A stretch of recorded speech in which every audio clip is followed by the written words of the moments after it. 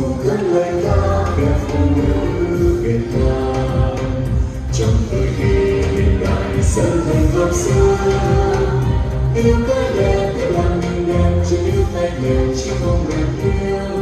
Tham vọng hay làm nhân ai vì sao? Thế giới này còn nữa chỉ biết nhau, hãy tự hào cùng sao và đi tới. Phụ nữ Việt Nam trong thời đại mới, tự tin tự trọng chung màu đắm hoa. Phụ nữ Việt Nam trong phấn đấu kiên trì trước những khó khăn, vượt ngàn một mình của chức vinh quang, cùng làm góp công vì nhà Việt nước, truyền thống sáng ngời chứng chiếu năm xưa. Phụ nữ Việt Nam cho dù ta lớn, góp sức xây dựng nước nhà tên lên.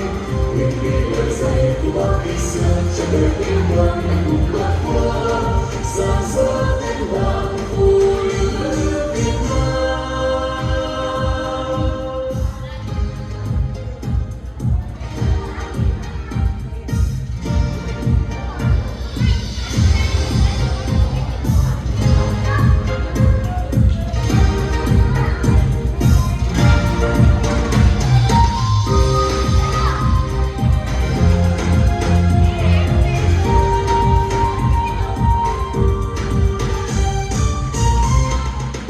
Cùng cất lời ca về phụ nữ Việt Nam.